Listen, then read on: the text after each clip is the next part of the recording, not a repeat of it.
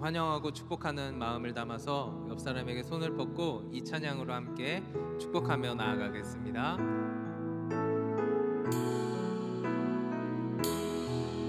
당신은 하나님의 사랑, 그 아들 주시기까지 사랑한 소중한 존재. 당신의 그 삶을 통하여 주님의 사랑 세상이 알리. 당신은 하나님의 사랑, 당신은 하나님의 사랑, 그 아들 주시기까지 사랑한 소중한 존재. 당신의 그 삶을 통하여 주님의 사랑 세상이 알리.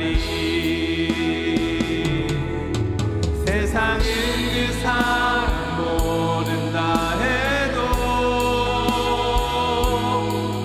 세상은 그 사랑 조롱하여도,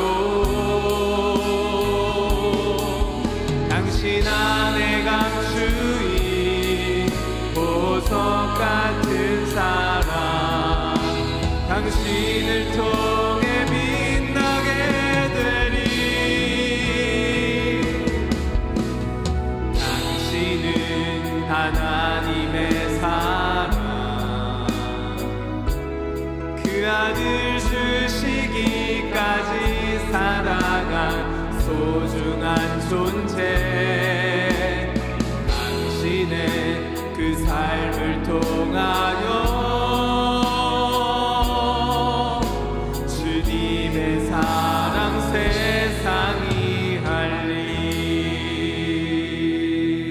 우리 이 시간 함께 예배를 위해 기도하며 나가기를 원합니다. 이 시간 함께 기도할 때 하나님, 우리의 마음 가운데 주의 은혜를 사모하는 마음을 부어주시어서 하나님의 은혜를 갈구하는 마음으로 갈급한 심령으로 주 앞에 나아가게 하여 주시옵소서라고 함께 기도하면 좋겠습니다. 다시 오실 우리 주님을 맞이하며, 주님 이 시간 다시 오셔서 우리의 심령 가운데 한없는 은혜를 허락하여 주시옵소서 함께 기도하며 나아가겠습니다. 살아계신 하나님, 주 앞에 나아갑니다.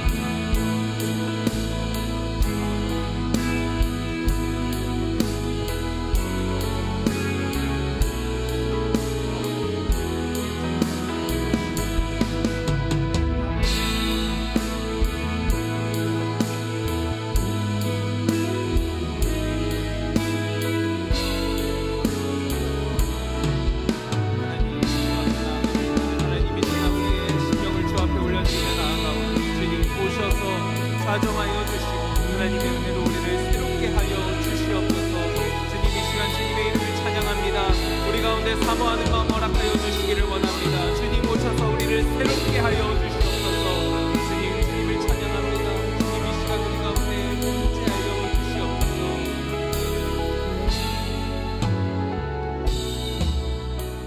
이 모든 기도를 살아계신 예수님의 이름으로 기도드립니다. 아멘. 우리 다 함께 자리에서 일어나셔서 우리 하나님을 찬양하며 나아가겠습니다.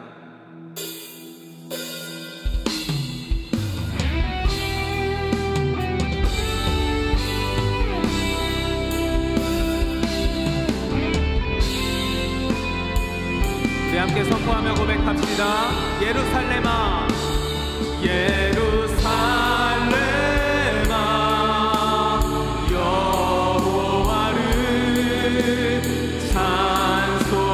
찬송할지어다. 내 하나님을 감사함으로 그 앞에 나가며 주 임재 앞에 경배해.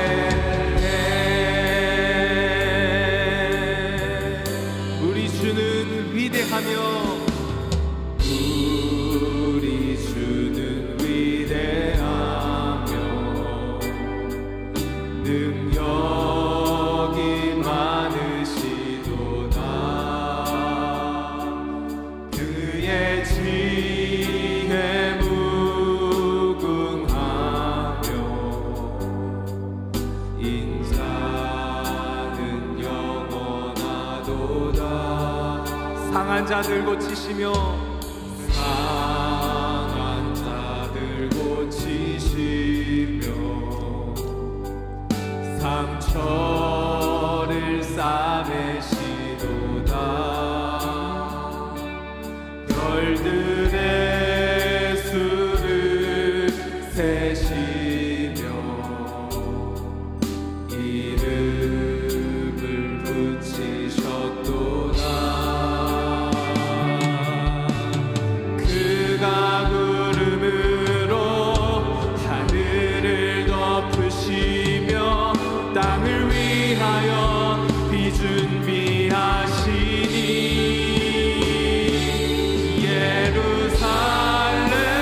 예루살렘아 여호와를 찬송할지어다. 내 하나님을 감사함으로 그 앞에 나가며 주 임재 앞에 한 번 더 고백합니다. 예루살렘아 여호와를 예루살렘아 여호와를 찬송할지어다. 내 하나님을 감사함으로 그 앞에 나가며 주 임재 앞에 우리 이 시간 주님의 임재 앞에 겸손히 나가기를 소망합니다. 이곳에 오셔서 이곳에 앉으소서. 이곳에서 드리는 예배를 받으소서. 주님의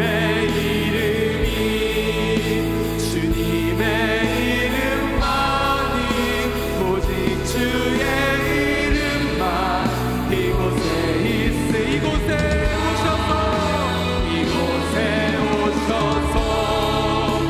이곳에 앉으소서.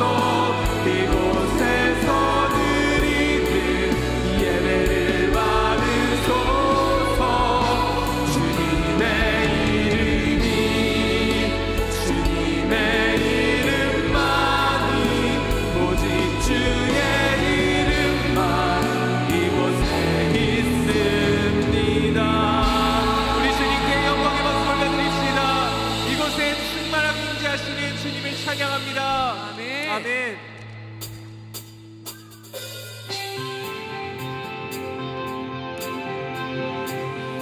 우리 이 시간 마음을 다해 주님을 찬양합시다. 기뻐하며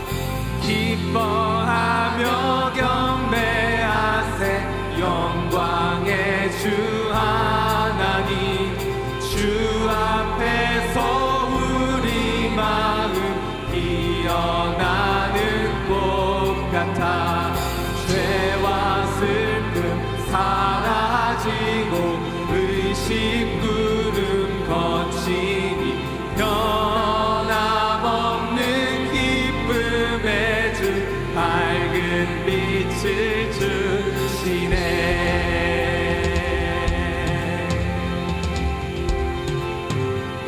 땅과 하늘 만물들이 주의 솜씨 빛내고 별과 천사 노랫소리 끊임없이 드높아. 물과 숲과 산과 골짜 들판이나 바다나 모든 만물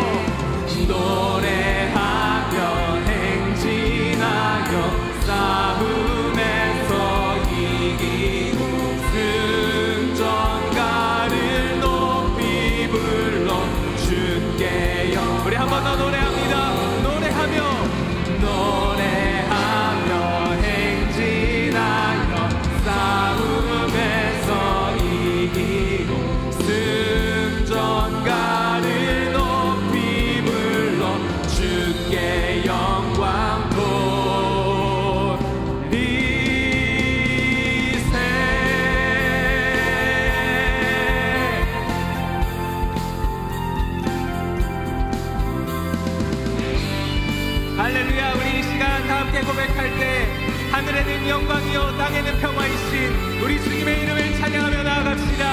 할렐루야. 함께 고백합니다. 천사들의 노래가 천사들의 노래가 하늘에서 들리니 산과들이 기뻐서 메아리 쳐울 한밤중에 목자들 저희 양떼 지킬 때 아름다운 노래가 청하게 영광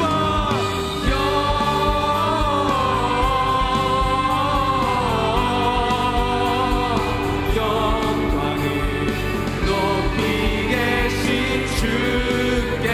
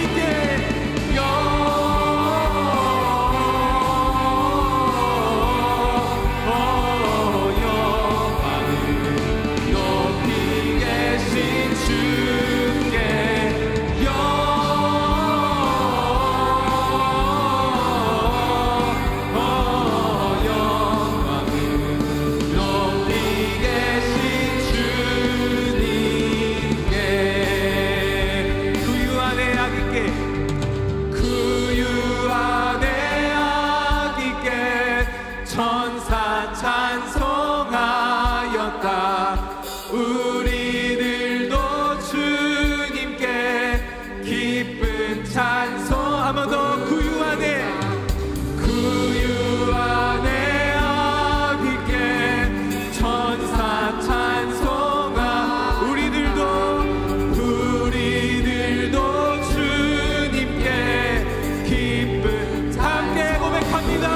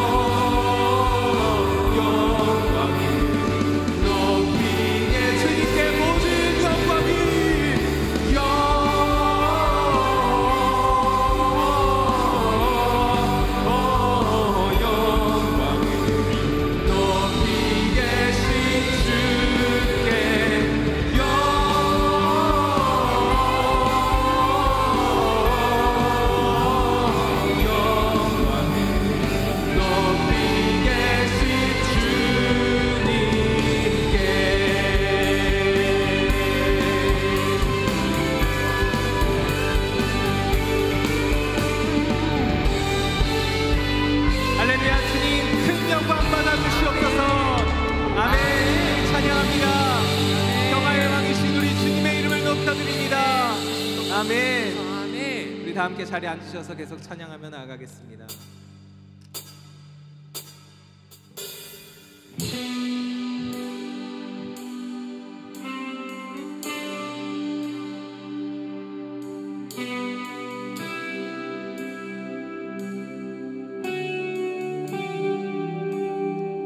이 땅에 오신 우리 주님의 그 나심을 기억하며 다시 오실 우리 예수님을 소망하는 마음으로 이 찬양 함께 고백하며 나아가겠습니다. 이 땅 위에 오신 이 땅 위에 오신 하나님의 본체 십자가에 달리사 우리 죄 사하셨네. 하나님이 그를 지극히 높여 모든 이름 위에 뛰어난 이름을 주사 우리 예수 이름 앞에 절하고 모든 입이 주를 시네. 영광 중에 오실 주를 보리라 선포해.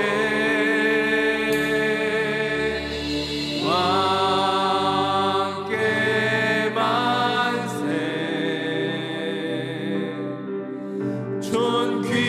존귀와 위엄을 찬양해.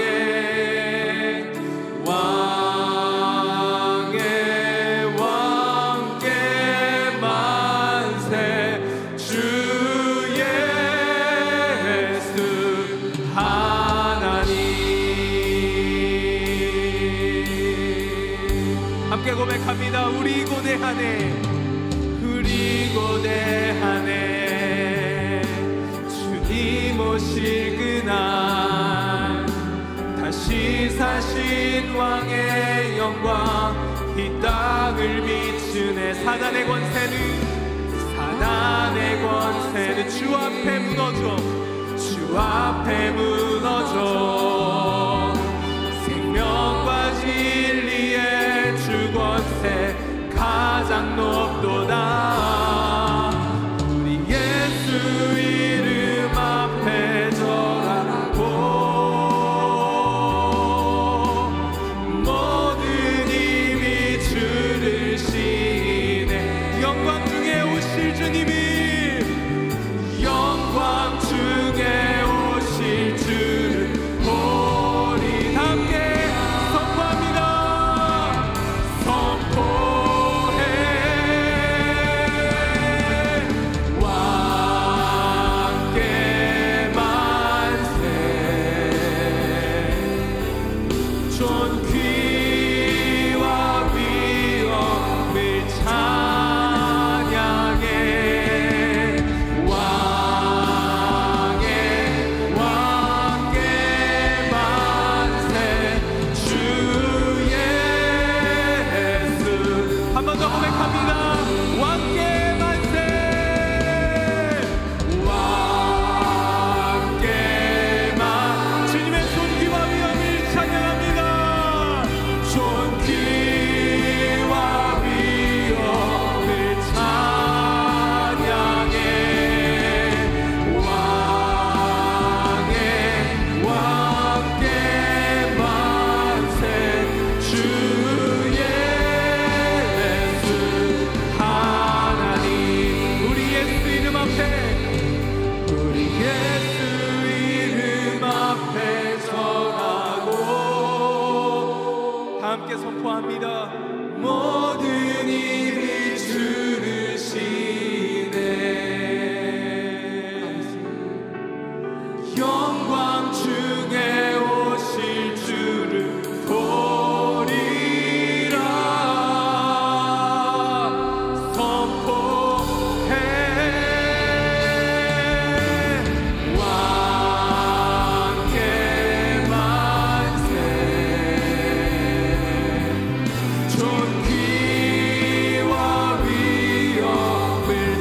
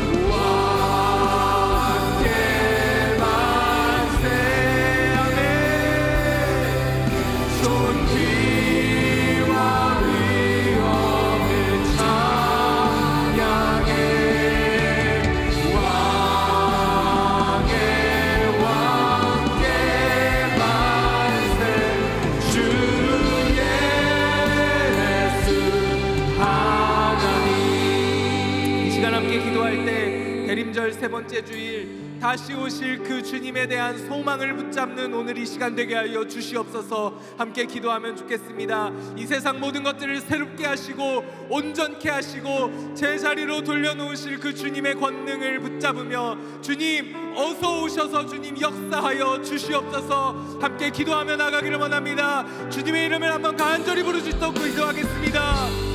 주여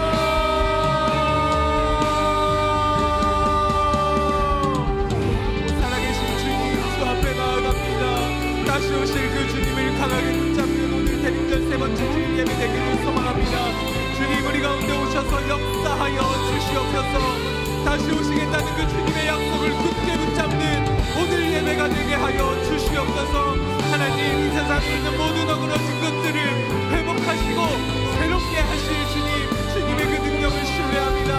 아버지여 아버지 앞에 붙잡고 나아가오니 주님 오셔서 우리를 새롭게 하여 주시옵소서. 주님 오셔서 우리를 회복하여 주시옵소서. 오 주님 주님의 능력을 붙잡기를 원합니다. 주님을 기다립니다. 주님을 고대합니다. 아버지 다시 오실 그날을 고대합니다. 주님 이 시간 우리 가운데 있게 하여 주셔서 그 소망을 붙잡는 예배 되게 하여 주시옵소서. 주님을 찬양합니다.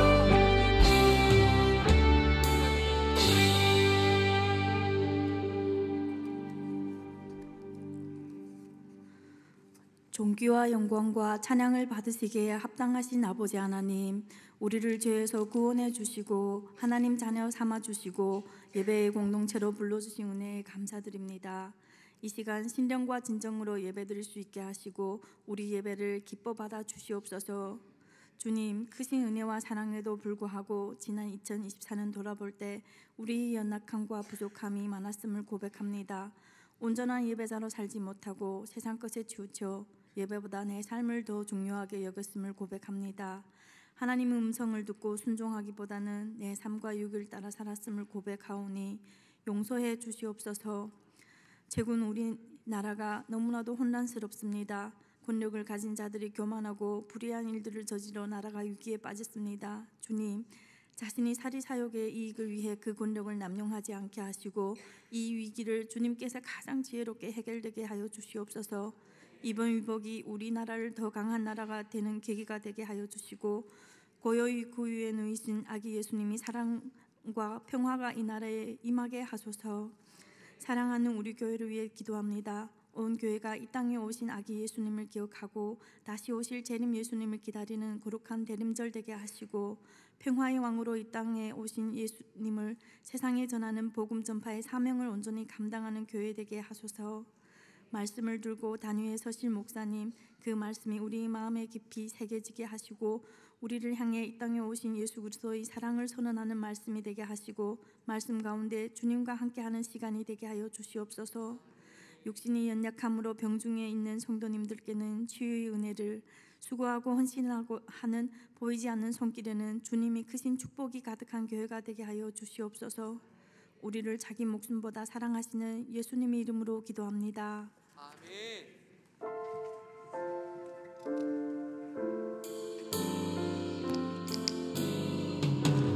하늘에 계신 우리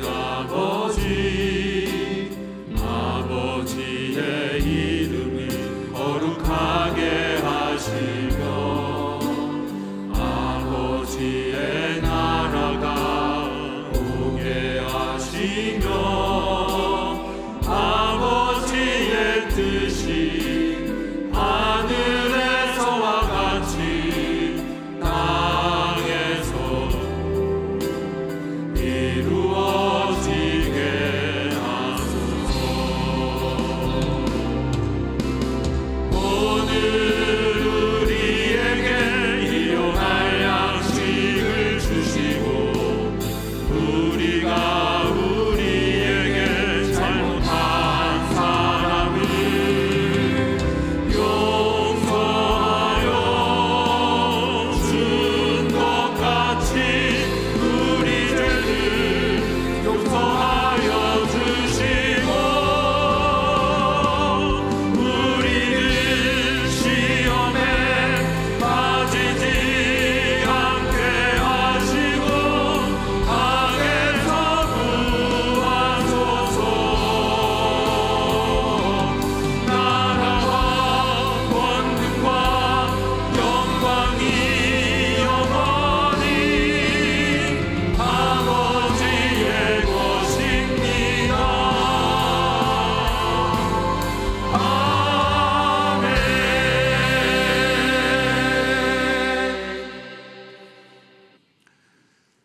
실천을 전해드리겠습니다. 우리 예배하는 공동체 영도교회 2부 예배 나오신 모든 분들을 축복하고 환영합니다. 다음 주일 4부 예배 때는 우리가 청년과 교회학교가 함께 드림 예배로 드리겠습니다. 우리 예배 후에는 우리 성탄 축하 발표 및 진급식 또 시상식이 함께 있겠습니다. 2025년 1인 1사역 지원 오늘까지 해주시면 좋겠습니다. 오늘까지 해주시고 또 우리 은퇴하신 경우에도 액티브 시니어가 되기 위해서 우리가 시니어 분들도 봉사하시고자 하신다면 섬기실 수가 있겠습니다. 그러니까 은퇴하신 분들도 신청을 해주시면 좋겠습니다. 오늘까지 해주셔야 우리가 다음 주에 모든 것들 우리가 완성할 수 있겠습니다. 영등포 지역 노숙인과 함께하는 성탄 예배가 오는 목요일에 있습니다. 우리 영등포 산선복지회가 주최하고 우리 교회가 후원하는데 장소는 우리 영은교회입니다. 또 많은 분들이 함께 참석하셔도 좋겠고 우리 지난번에 우리 교회에 오셨던 구자옥 목사님이 오셔서 집회를 인도해 주십니다. 좋은 이유 프로젝트가 다음 주에 예정되어 있습니다. 예수 그리스도의 마음으로 지역의 어려운 이웃에게 물품을 전하는 우리 지역 섬김 사역으로 다음 주일 오후 진행이 되겠습니다. 교우동 정도 우리 전해드립니다. 하나님의 위로를 빕니다. 이 시간에 우리 김기혜 집사님 우리 가정 자리에서 잠깐 일어서 주시겠습니까? 우리 김기혜 집사님, 우리 임경자 교우님, 이혜경 집사님. 지난 주간에 우리 김기혜 집사님 부친께서 임경자 교우님의 우리 남편께서 별세하셨습니다. 우리 장례에 참여해 주신 모든 분들께 감사드리고 우리 유족들을 위해서 기도해 주셨으면 좋겠습니다. 우리 예배 이후에 또 유족들 위로의 인사 함께 나누시면 감사하겠습니다. 네, 자리에 앉아 주시기 바랍니다. 이 시간 또 우리 좀 아쉬운 인사의 시간이 있겠습니다. 우리 지난 3년 좀 넘게 우리 교회에서 사역해갖고 수고해 주신 우리 조현상 목사님이 오늘 인사하시고 내년부터는 첫 주부터는 우리 다른 교회에서 부임하십니다. 이 시간 우리 장로님 꽃다발도 좀 전해주셨으면 감사하겠습니다. 우리 교회 오실 때는 그냥 교구 맡아주시고 또 그냥 여러 부서를 맡아주시기로 하고 오셨는데 오셔서 보니까 찬양도 너무 잘하고 찬양 인도를 참 잘하셔서 우리 또 찬양 사역도 참 많은 역할을 해주셨습니다. 그리고 여러 부서에서 열심히 섬겨주셨고 또 우리 교구에 속한 우리 성도님들 참 많이 좋아하시고 그러신데 아쉽지만 오늘 우리 교회에서는 오늘까지만 사역하시고 내년 첫 주부터는 다른 교회 혹시 보시고 싶으면 그 교회 찾아서 한번 가셔도 좋겠습니다. 다른 교회에서 사역하시게 됐는데요. 그동안 정말 사랑의 수고에 감사합니다 하는 마음으로 우리 격려의 박수 부탁드리겠습니다. 감사합니다.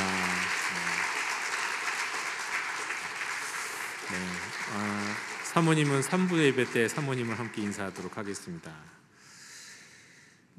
그리고 우리 예산재직회가 오늘 3부 예배 후에 있고 또 예산 공동의회도 다음 주 3부 예배 후에 있다는 것을 기억해 주셨으면 감사하겠습니다.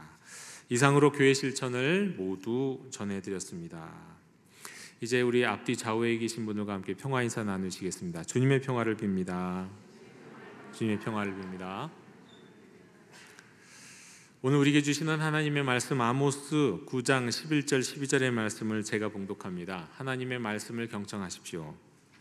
그날에 내가 다윗의 무너진 장막을 일으키고 그것들의 틈을 막으며 그 허물어진 것을 일으켜서 옛적과 같이 세우고 그들이 에돔의 남은 자와 내 이름으로 일컫는 만국을 기업으로 얻게 하리라. 이 일을 행하시는 여호와의 말씀이니라. 아멘. 아모스는 오늘 우리가 성경을 우리가 통독하고 묵상하는 이 순서에 따르면 오늘 우리가 마지막으로 이 말씀을 읽게 되고 묵상하는데 이 아모스는 성경에서 최초의 문서 예언자로 알려진 있습니다. 문서 예언자라고 하면 자신의 이름으로 묶인 책을 남긴 예언자이죠. 근데 사실 엘리사와 같은 예언자가 사실 진짜 더 멋들어지게 사역을 했었죠. 어마어마한 기적들도 일어났고요. 근데 그들은 자기 이름으로는 책이 없습니다. 그런데 아모스는 아모스의 이름으로 묶여 있는 이 예언 서적이 남아 있습니다. 그래서 아모스서입니다. 근데 아모스는 남쪽 유다 사람입니다. 부모님이 이 예언자도 아니고 예언자 학교를 나온 사람도 아닙니다. 오늘날로 따지면 아모스는 평신도입니다. 남쪽 평신도. 그것도 꽤 부유한 농사꾼이었는데 어느 날 하나님이 그를 딱 부르셨어요. 그리고 북쪽 이스라엘에다가 던져버리셨어요. 거기서 예언을 하게 하셨어요. 남유다 사람이 북이스라엘에서 예언을 했습니다. 근데 북왕국에서 예언을 할 때 이 아모스의 예언의 수위가 상당히 높았습니다. 어느 정도냐면 당시 여로보암 왕의 시절인데 여로보암 왕이 칼에 맞아 죽을 거다, 그런 예언도 하고 이스라엘은 다 멸망할 거다. 특별히 이제 5가지 환상을 이야기하면서 말이죠. 그 환상 속에서 멸망의 환상들을 하나님이 내게 보여주셨다면서 그런 예언들을 하니 참 그 예언의 수위가 높아가지고 당연히 무슨 일이 있겠습니까? 사람들이 좋아하지 않겠죠. 그래서 특별히 제사장 아마샤와 충돌을 하게 되고 2년 정도 활동하다가 추방을 당했다고 합니다. 그리고 이 아모스는 이스라엘의 종말을 예언한 첫 번째 예언자입니다. 이 종말, 끝이라는 단어를 처음으로 썼어요. 그것도 악인에게만이 아니라 모든 이스라엘 백성들의 전체를 향해서 너희는 끝이다, 너희들은 심판받는다, 이것을 선포한 예언자입니다. 근데 여러분, 왜 하필이면 평신도고 농사꾼에다가 다른 지역 출신인 그를 하나님이 북이스라엘에 보내셔서 그것도 종말을 예언하게 하셨을까? 혹자는 하나님이 그를 불러서 이렇게 던져 놓으신 것을요, 하나님의 긴급 조치였다, 하나님의 비상 조치였다, 이렇게 말씀합니다. 이 평신도 아모스를 긴급하게 북왕국에 파송하신 것은 그야말로 북왕국 이스라엘에 잠자고 있는 종교 지도자들을 제껴두고 깨어있는 남쪽의 평신도를 들어서 사용하신 것이다, 이렇게 말씀드릴 수가 있겠습니다. 여러분, 이 기독교의 역사에 이런 예는 참 많습니다. 12세기 프랑스 리옹에서 개혁운동을 펼쳤던 피터 왈도, 이 왈도파라는 이름으로 유명한 분인데 그분은 프랑스 상인이었어요. 부유한 상인이었습니다. 근데 그분은 무슨 운동을 주장했냐면 성경을 모국어로 번역해서 직접 읽을 수 있어야 된다, 우리가. 그리고 평신도도 설교할 수 있도록 허용해야 된다, 이렇게 주장을 했어요. 그 당시 교회의 부패와 사치를 비판하면서 또 청빈한 삶을 살았죠. 그러다가 로마 가톨릭에서는 이단으로 규정됐습니다. 그리고 그의 신앙운동이 후에 종교개혁에 굉장히 지대한 영향을 끼쳤죠. 그래서 마틴 루터도 성경을 독일어로 번역하지 않았습니까? 그리고 우리 장로교도 이 피터 왈도에게 굉장히 많은 다양한 영향을 받았습니다. 16세기 체코의 야코프 후터는 평신도 목수였습니다. 초대교회를 본받아서 모든 재산을 공유하는 공동체적인 삶을 살았습니다. 그런 운동을 벌였어요. 그가 가지고 있던 특별한 특징은 뭐냐면 그는 폭력이라고 하는 것을 완전히 거부했어요. 총을 들지 않아요. 폭력을 거부해요. 용서합니다. 절대 평화를 주창해요. 이 야코프 후터로부터 영향을 받은 운동이 뭐냐면 현대의 아미시 공동체입니다. 제가 한 2번 말씀드린 적이 있죠. 아미시 공동체에 있는 한 학교에 괴한이 침입해갖고 총기 난사를 해서 아이들이 많이 죽었어요. 그런데 이 아미 공동체에 있던, 말하자면 그 아이들의 죽은 아이들의 부모님들이 그 총기를 난사한 사람의 부모님과 그 아이를 용서했어요. 먼저 가서 용서를 했단 말이에요. 그럴 수 있는 게 뭐냐? 어떻게 해서 그렇게 용서할 수 있었느냐? 그들이 아미시 공동체였고 그게 그들이 후터파의 후예였기 때문이에요. 용서, 절대 평화, 절대 용서, 절대 사랑을 배우는 공동체를 이루고 살았기 때문입니다. 17세기 영국의 조지 폭스, 그는 평신도 구두 수성공이었습니다. 그가 주장했던 표현이 있어요. inner light, 내적인 빛, 내면의 빛이라고 하는 단어. 이게 굉장히 중요한데, 그는 모두 우리 그리스도인들은 이 내면의 빛을 통해서 하나님과 직접적인 교제를 나눌 수 있다라고 말했고 그런 운동을 주장했어요.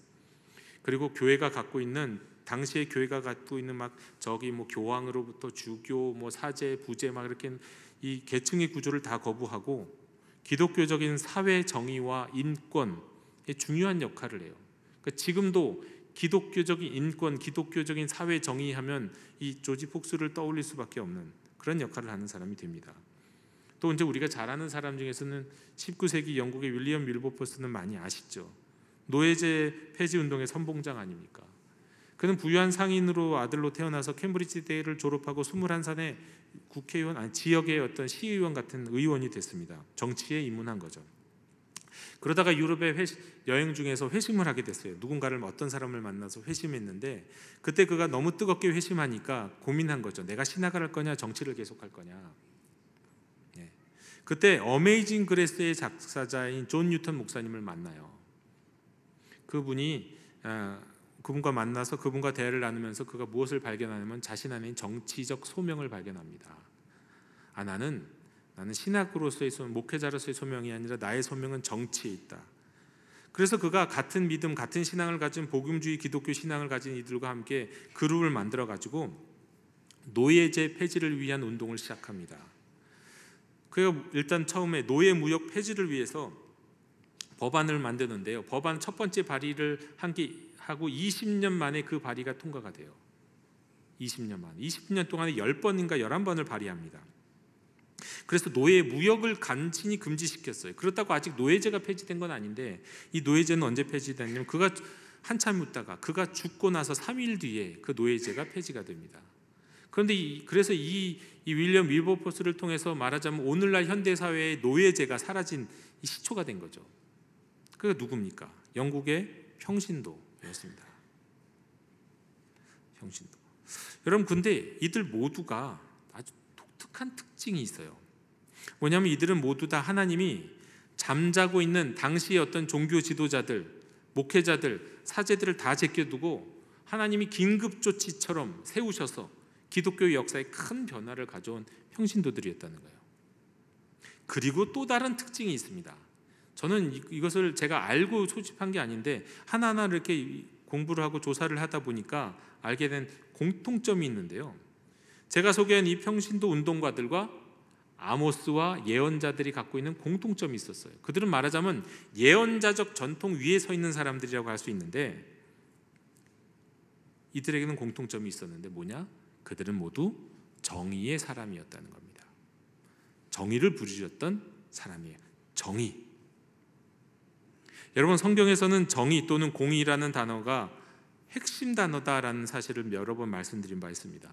신약 성경에서 우린 성경하면 사랑을 떠올리지만 특별히 구약 성경에서는 정의가 그 어떤 단어보다도 중요한 단어예요.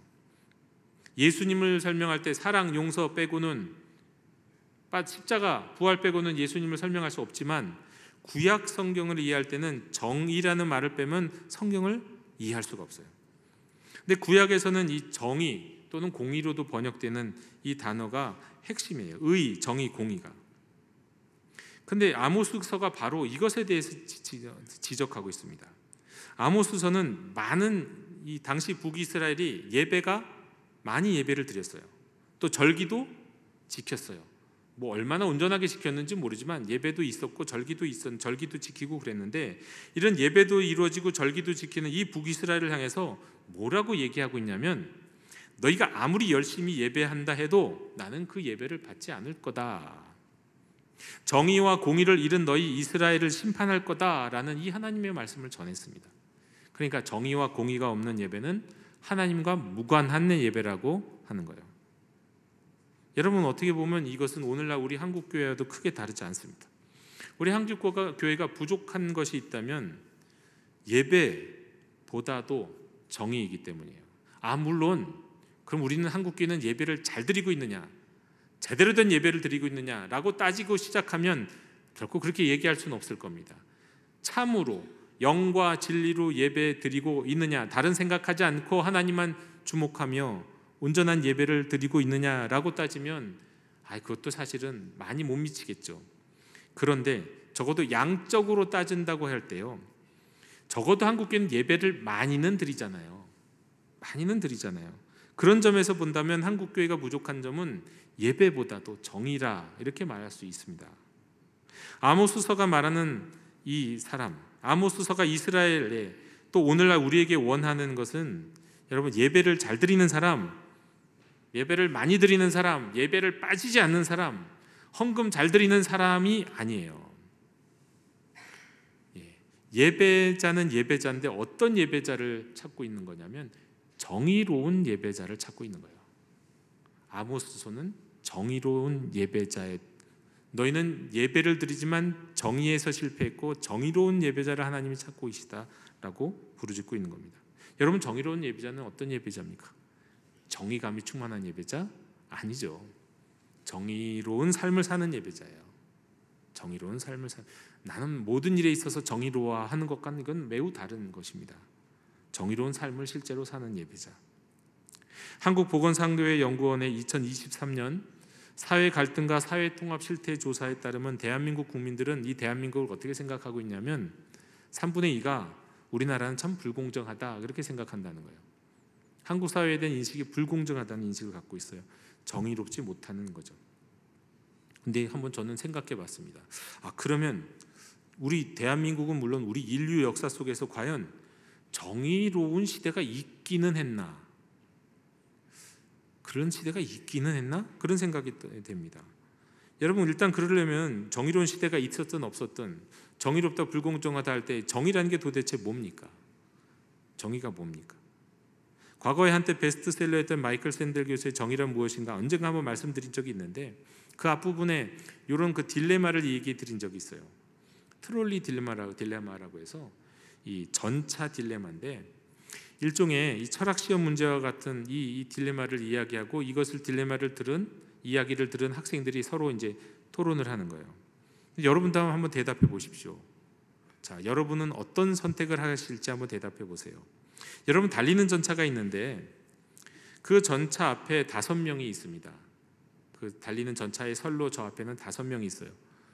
그런데 당신이 할 수 있는 유일한 일은 선로를 바꾸는 스위치, 그 스위치를 당기는 일밖에 할 수가 없어요. 뭐 전달한다거나 멈추거나 이런 거 못해요. 유일하게 할 수 있는 건 선로를 바꾸는 스위치, 그걸 당기는 일이에요. 그것만 할 수 있는데, 그런데 문제는 선로를 바꿨을 때 그 다른 선로에도 한 명이 있어요. 그러니까 선택 둘 중에 하나 해야 되는 거예요. 5명이 죽게 놔둘 것이냐, 아니면 선로를 바꾸는 스위치를 눌러서 한 명이 죽게 할 것이냐. 여러분은 스위치를 당기시겠습니까? 이 질문입니다. 여러분 어떻게 하시겠습니까? 마이클 샌델은 정답을 제공하지 않습니다. 다양한 관점을 제공해요. 다양한 학파의 다양한 관점. 대표적으로는 공리주의적 관점에서 보면 최대 다수, 최대 행복 뭐 이런 거잖아요. 많은 사람의 행복이 제일 진리에 가까웠고 정의로운 거예요. 그러다 보니까 더 많은 사람의 행복을 위해서는 어떻게 해야 될까요? 스위치를 당겨도 된다 이겠죠. 그런데 칸트는 뭐라고 말하냐면, 칸트는 사람은 항상 목적이어야 돼요. 인간은 절대 수단이 되어서는 안 돼요. 그런데 5사람을 살기 위해서 한 사람이 죽는다는 것은 그 사람은 수단이 되는 거예요. 그러니까 절대로 스위치를 옮기면 안 된다라는 거예요. 자, 이것만이 있는 게 아니에요. 또 다른 논쟁도 있는데요. 이것도 한번 여러분 생각해 보십시오. 여러분, 테러의 용의자가 있어요. 그런데 그 테러의 용의자가 지금 중요한 정보를 알고 있는데 당장 그 사람이 그 중요한 정보를 알면 다른 데서 일어날 테러를 막아서 더 많은 사람들이 죽지 않고 살 수 있어요. 그런데 그가 말을 안 하고 입 다물고 있단 말이에요. 자, 그럴 때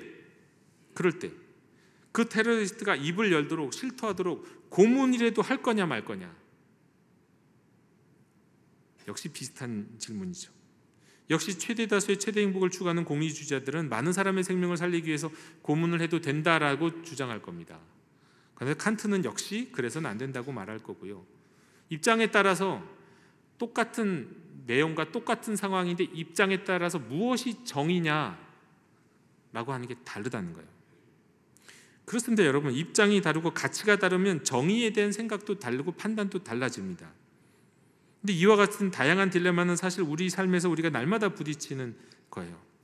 오늘 아모스 예언자도 바로 이 정의에 대해서 지금 문제를 삼고 있습니다. 아모스는 이스라엘이 이 정의를 포기한 나라가 되었기 때문에 하나님이 되돌릴 수 있는 기회를 많이 주셨음에도 불구하고 그 기회를 놓쳐서 이제는 끝에 이르렀다, 종말에 이르렀다, 이제 심판받는다, 그렇게 선언합니다. 자, 그럼 여러분, 성경이 말씀하는 정의는 그러면 공리주의나 칸트나 다양한 학파들이 말하는 정의와 어떻게 다를까요? 도대체 성경이 말씀하는 정의는 뭐기 때문에 그 이스라엘이 그 정의를 지키는 일에서 실패해갖고 이렇게 심판을 받는다고 말씀하는 걸까요? 그런데 참 애석하게도 심지어 성경 안에서도 정의가 달라요. 똑같지가 않아요. 모세오경이 말하는 정의와 역사서에서 말하는 정의와 예언자들이 말하는 정의가 다르더라는 거예요. 뭐 다른 얘기는 드릴 수 없고요. 아모스를 비롯한 예언자들이 예언서를 통해서 말하는 정의 공의는 한마디로 가장 쉽게 정리하면 이겁니다. 약자를 돌보는 것. 그게 정의예요. 성경에는 같은 히브리어가 때로는 정의로 또는 공의로 번역되기도 하는데, 이것도 뭐 말씀드렸지만 또 말씀드릴게요. 보통 정의는 미시파트로, 공의는 체데크에서 번역을 한 겁니다. 그런데 성경에서 말하는 미시파트라는 이 정의라고 하는 것의 의미는 뭐냐면, 영어로는 저스티스, 공정한 판결이에요. 공정한 판결, 공평해야 돼요. 가난한 사람이나 부유한 사람이나 판결을 받는 데 있어서 공평해야 돼요. 권력이 있는 사람이랑 권력이 없는 사람이나 판결을 받는 데 있어서 공평해요. 재판이 굽어져서는 안 된다는 거예요. 그리고 그런 사회를 만드는 게 정의예요. 그게 미슈파트가 의미하는 정의예요. 그런데 공의로 번역하는 체데크는 그런 의미가 아니라 관계적인 의미예요.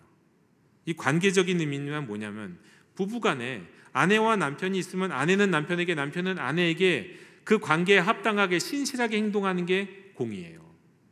하나님과 하나님의 백성 사이에서는 하나님은 하나님의 백성을 돕고 지켜주시고, 하나님의 백성들은 하나님을 신실하게 믿고 따르고 순종하는 거, 그게 공의예요. 이웃과 이웃 사이에서는 누군가가 좀 더 어려운 사람이 있으면 도와주고 배려하기도 하고, 그리고 몸이 불편한 사람이 있으면 좀가 뭔가를 더 배려해서 함께 출발할 수 있게 도와주는 게 공의예요. 이 두 가지가 합쳐진 게 성경이 말하는 의이고 정의란 말이에요. 이거는 뭐 나눠서 구별할 수도 있고 때로는 하나로 묶을 수도 있는데, 성경에서는 바로 이런 의, 근데 이런 공의, 이게 바로 하나님이 이 의가 깨어짐으로 말미암아 하나님이 너희들을 심판하신다라고 말씀하는 거예요. 그리고 아모스와 같은 예언자는 이 정의와 공의를 합하여서 한마디로 약자를 돌보는 것이다 라고 말씀합니다. 근데 그냥 약자를 돌보는 건 아니에요. 무작정 약자를 돌보는 걸 정의라고 말하는 게 아니라, 하나님과의 관계가 온전한 상태 가운데 약자를 돌보는 거예요. 그러니까 하나님과의 관계가 없는 상황 속에서 약자를 돌보는 건 성경적 정의라고 말할 수는 없어요. 그 비슷한 것일 수는 있어도, 여러분, 약자를 돌보는 건 하나님 앞에서 우리가 정의로워지는 거예요. 공의로워지는 거예요. 왜? 하나님의 뜻이니까, 하나님이 기뻐하시는 거니까, 하나님께 신실하게 행동하는 거죠.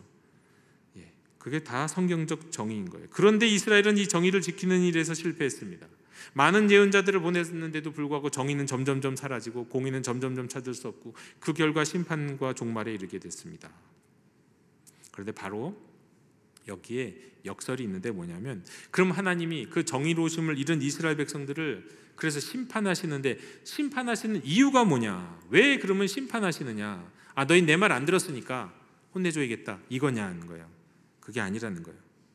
11절 12절에 보면, 그날에 내가 다윗의 무너진 장막을 일으키고 그것들의 틈을 막으며 그 허물어진 것을 일으켜서 옛적과 같이 세우고 그들이 에돔의 남은 자와 내 이름으로 일컫는 만국을 기업으로 얻게 하리라. 이 일을 행하시는 여호와의 말씀이니라. 근데 여기에서 무너진 장막은 성막이나 성소가 아닙니다. 천막, 텐트, 초막을 말하는 겁니다. 이스라엘 백성들이 광야에서 살 때 기거했던 그 천막을 말하는 거예요. 근데 여기서 아모스서는 이 심판의 말씀으로 가득하고, 마지막 부분에서는 5가지 환상으로 심판하시는데, 오늘 우리가 읽은 이 말씀 앞에 이 5번째 환상, 심판의 환상이 나와요. 어떤 환상이냐? 제단을 무너뜨려서 제단에서 예배드리고 있는 사람들을 심판하시는 환상이에요. 저런 바깥에서 나쁜 짓 하는 사람들을 무너뜨리고 심판하시는 게 아니라, 지금 하나님 앞에 나아가고 제물 드리고 있는 이들을, 그들의 있는 그 제단의 옆에 있는 기둥을 무너뜨려서, 건물을 무너뜨려서 심판하신다고. 마치 영도교회를 무너뜨려 갖고 이 안에서 예배드리는 이들을 심판하시는 것처럼 말이죠. 여러분, 이건 무슨 뜻입니까? 예배드리는 곳을 심판하신다, 예배드리는 자들을 심판하신다. 이제는 그냥 그야말로 아무런 어느 곳에서도 희망을 발견할 수 없는, 그야말로 그들의 신앙까지도 철저하게 부패하고 불의하게 된 그런 상황을 말씀하고 있는 거예요. 그렇게까지 하나님이 이스라엘을 심판하세요. 그런데 그 심판하신 이유가 뭐냐면, 다른 게 아니라 무너진 장막을 세우기 위해서다라고 말씀합니다. 무너진 장막을 세우기 위해서.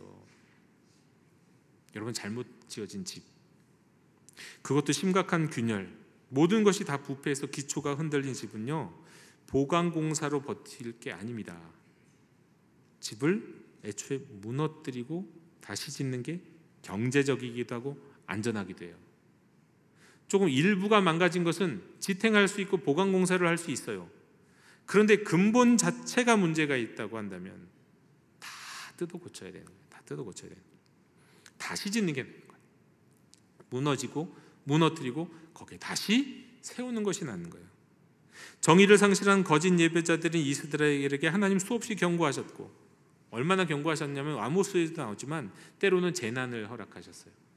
재난을 당하면 저들이 정신 좀 차리자. 때로는 경제적인 어려움을 허락하셨어요. 경제적인 어려움이 생기면 좀 정신 좀 차리겠지? 때로는 국가적인 위기, 국방의 위기, 국가적인 비상 상황을 허락하셨어요. 그런데도 정신을 안 차려요. 듣지를 않아요. 네. 전적으로 타락했어요. 그래서 그들에게 합당한 것은 정말 심판이었어요. 그리고 그 터전 위에 다시 세우겠다. 무엇을? 하나님의 정의를. 무엇을? 예수 그리스도를. 무엇을? 교회를 다시 세우겠다. 다시 세우겠다. 그렇게 말씀하셨어요. 여러분, 정의를 다시 세우는 거고요, 그 정의를 다시 세우기에 바로 예수 그리스도가 오셨고요, 그 예수 그리스도가 전하시고 보여주신 정의를 위해 교회가 있었습니다. 여러분, 예언자들의 정의는 약한 자를 돌보는 것이었죠. 그 예수님이 정의를 위해 오셨다면, 정의를 회복하기 위해 오셨다면 예수님은 약한 자를 돌보는 정의와 어떤 관계가 있으셨을까요? 일단 예수님의 생애를 생각해 보십시오. 여러분, 예수님은 우선 먼저 당신이 가장 약한 자로 오셨어요. 여러분, 이 세상에서 누가 가장 약한 자라고 생각하십니까? 저는 태아라고 생각해요. 태아가 가장 약해요. 왜? 태아는 자기 생명에 주권이 없어요. 있어야 되는데 없어요. 하나님은 그를 생명이라고 하셨는데 이 세상은 그 태아의 생명을 제대로 인정하지 않아요.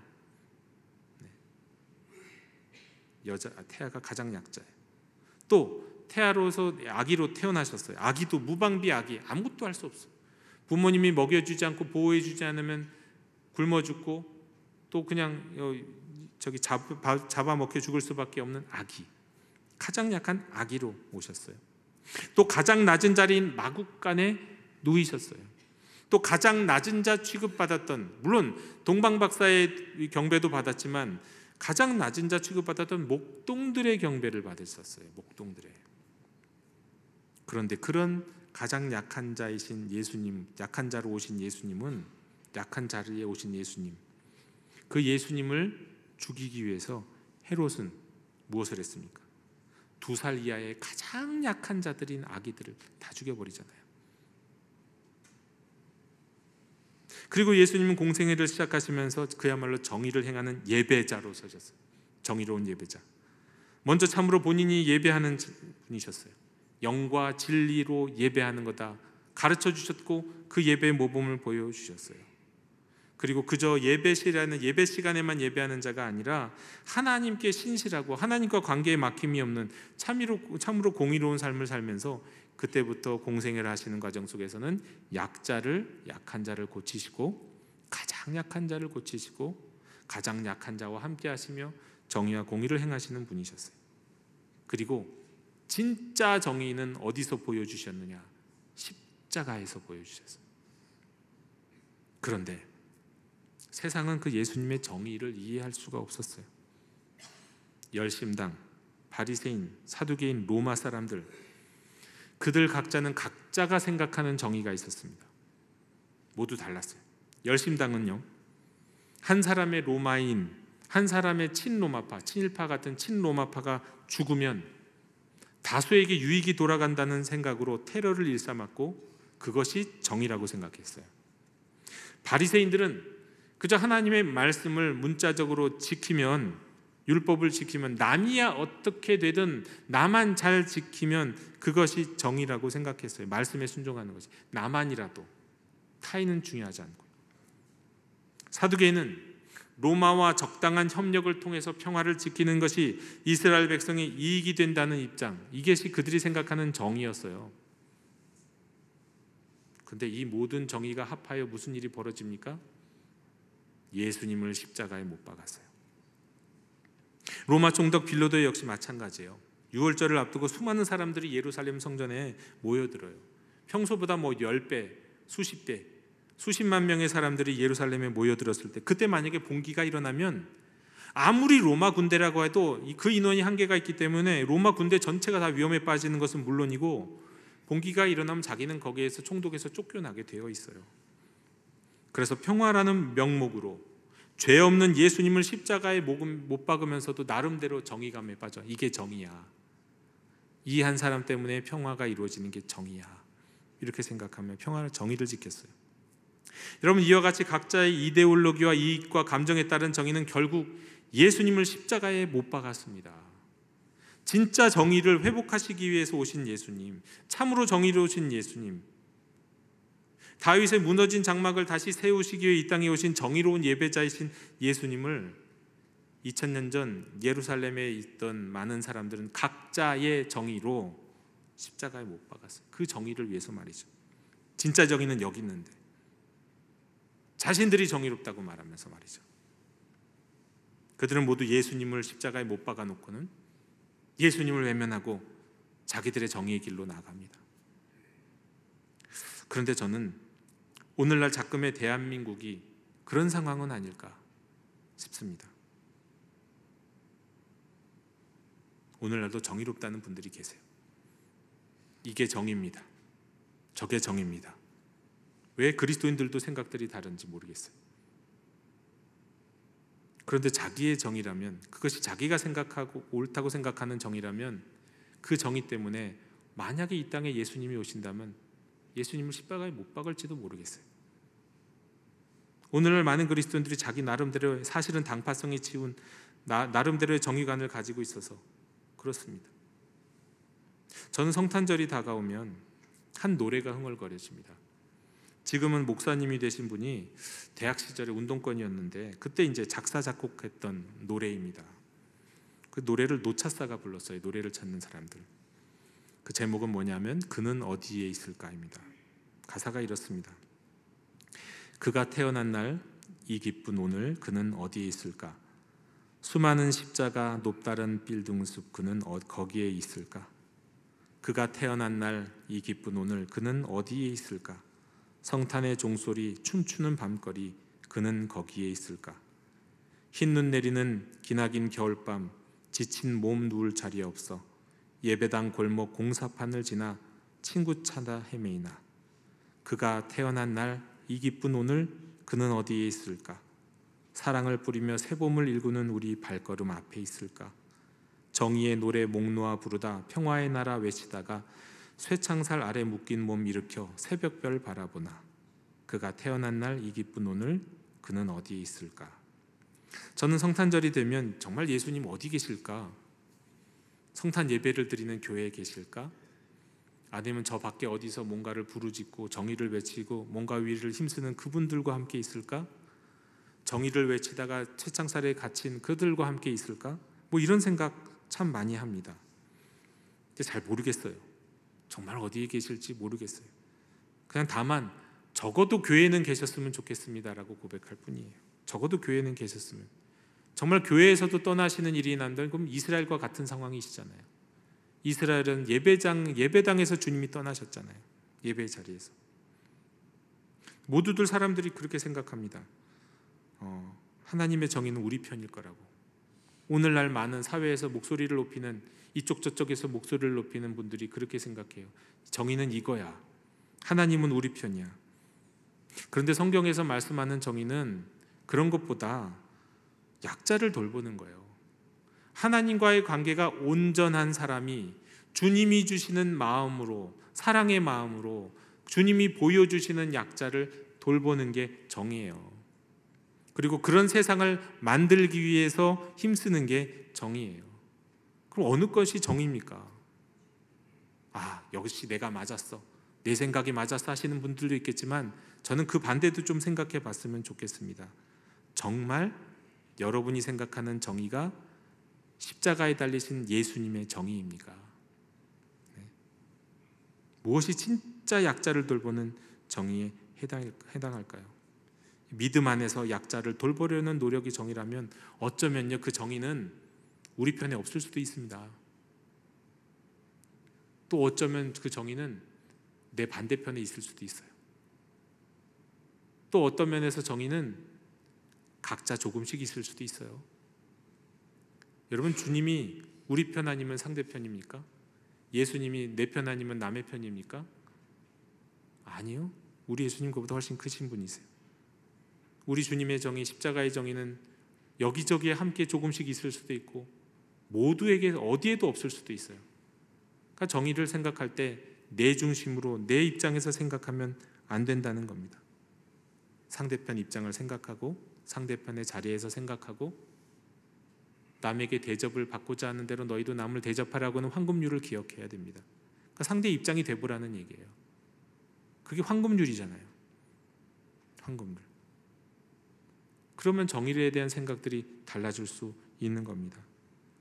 여러분, 우리는 혹시 우리가 2000년 전 예루살렘에서 실수하고 실패했던 바리새인과 사두개인과 열심당원과 같은 정의감을 갖고 있는 것은 아닌지 우리 자신을 돌아볼 필요가 있습니다. 겸손하게 말이죠. 세상에서 목소리가 크다고 그거 정의 아닙니다. 예수님을 십자가에 못 박을 때 그 목소리는 가장 큰 목소리였습니다. 그게 정의는 아니에요. 큰 목소리가 정의는 절대 아니라는 거예요. 어디에 정의가 있을까요? 무엇이 정의로운 것일까요? 오늘 우리는 말씀 앞에서 무너진 장막을 일으키시기 위해 이 땅에 다시 오셨던 주님, 그 주님이 오늘 지금 우리가 살고 있는 이 세상에서도 무너졌던 그 장막을 다시 세우시기 위해 일하고 계신다는 믿음 가운데 주님이 행하시는 일에 동참할 수 있도록 우리 자신의 마음을 돌이켜보고 겸손하게 정의가 정말 무엇인지를 생각해보고 주님의 발자취를 쫓아갈 수 있는 우리 그리스도인들이 되었으면 좋겠습니다. 이 세상의 이야기에 편도된 나의 정의를 내려놓고 성경적으로 성경을 묵상하는 과정 속에서 나의 생각들을 내려놓는 과정 속에서 참으로 약자를 찾아 돌보셨던 삶을 사셨던 주님, 그 주님이 내게 말씀하고 보여주시고 주시는 그 감동 가운데서 내 눈에 보여주시는 그 약자를 찾아 돌보는 삶을 살아가는 우리 영도 가족들이 다 되시기를, 참으로 정의로운 예배자가 되시기를 주님의 이름으로 축원합니다. 약한 자를 찾으시고 돌보시는 하나님 아버지, 정의를 잃어 멸망한 이스라엘을 기억하면서 저희도 다시금 하나님의 정의를 쫓아 살아갈 수 있도록 인도하여 주시옵소서. 지금 이 시대에도 무너진 장막을 일으키고 계시는 주님, 하나님이 내 편이기를 바라기보다 내가 하나님 편에 서 있게 해 주시옵소서. 섣불리 정의가 이루어졌다고 좋아하지도, 정의가 사라졌다고 낙심하지도 않게 하여 주시고, 오늘도 내일도 예수님이라면 어떻게 하실까를 묻고 대답할 수 있도록 날마다 예수님과 깊은 교제 가운데, 말씀 가운데 주님을 더욱 깊이 알아가며 살아가게 해 주시옵소서. 그리하여 하나님이 보여주시는 약한 자를 찾아가 돌보게 해 주시옵소서. 무너진 장막을 일으키는 주님의 사역에 동참하게 하여 주시옵소서. 예수님의 이름으로 기도하옵나이다. 아멘. 이 시간 감사의 찬양 부르시면서 응원하시겠습니다.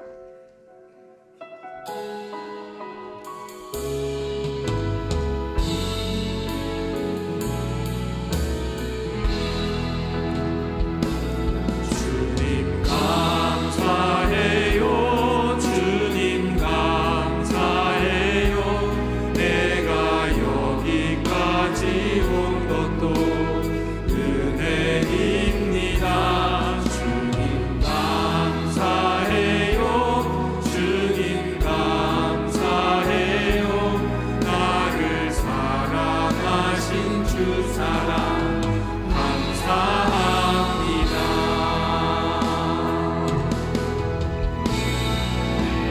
너의 삶의 창조인, 너의 참 부모이신 하나님 그 손에 너의 삶을 맡긴다.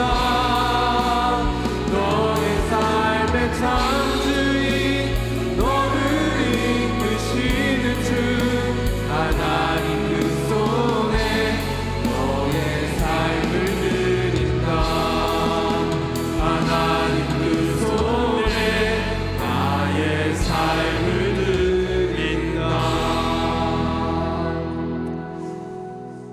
감사합니다. 저희가 세상에 올 때는 빈손으로 나왔지만 하나님께서 생명도 건강도 믿음과 가정도 지식도 재물도 주셔서 빈손으로 살지 아니하고 풍성하게 살게 하시니 감사드립니다. 저희들에게 주신 것을 우리가 나누며 또 나눔으로 우리가 하나님의 기쁨이 될 수 있도록 인도하여 주시옵소서. 특별히 우리 주님의 시선이 어디 있는지 우리가 하나님의 마음 깊은 곳에 들어가서 약한 자를 돌보고 세우고 또 함께 나아가는 저희들이 될 수 있도록 주장하여 주시옵소서. 이 시간 다양한 제목으로 헌금을 드리는 손길들이 있습니다. 그 손을 들고 기도할 때 하늘문이 열리는 감격을 맛보게 하여 주시옵소서. 시간을 드리고 정성을 드리고 또 우리가 가진 은사를 드리며 하나님 앞에 봉헌하고 헌신하는 우리 손길들이 있습니다. 다 받아주시고 아름답게 사용해 주시옵소서. 하나님께 드리는 11조와 감사헌금 또 건축헌금과 선교헌금 등 하나님 나라와 이 모든 것들이 하나님 나라와 선교와 주님의 교회를 세우는 일에 아름답게 쓰임받을 수 있도록 주장하여 주시옵소서. 예수님의 이름으로 감사드리며 봉헌기도 드리옵나이다. 아멘.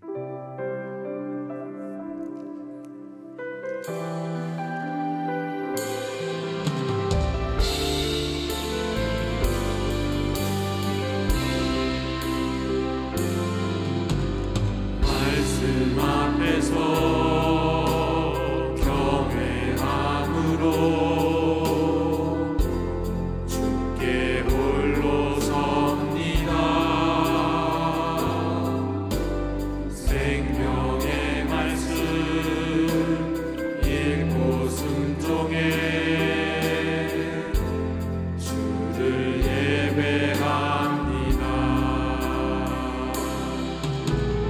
기록된 말씀 힘이 있어서 진리로 우리 거룩해 하며 거룩한 말씀 세세 영원히 복음이 되어 말씀하시네.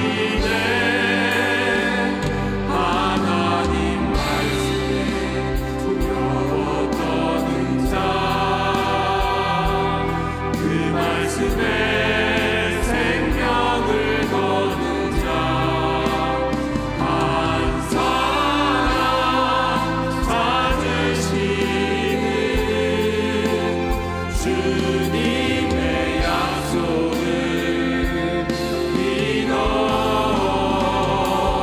하나님 말씀에 운명을 거는 자, 순종하며 주 따라가는 자, 영원한 하나님 나라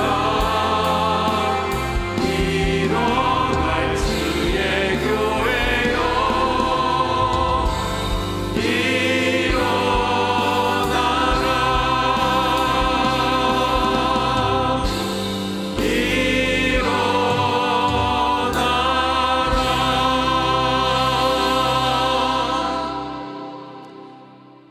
주 예수 그리스도의 은혜와 하나님 아버지의 사랑과 성령님이 이루시는 아버지와 아들과 이웃과의 사귐이 하나님의 정의를 행하는 예배자 되어 무너진 장막을 세우는 주님의 사역에 참여하기 원하는 모든 하나님의 자녀들 머리 위에 지금부터 영원토록 함께 계시기를 간절히 축원하옵나이다. 아멘. 하나님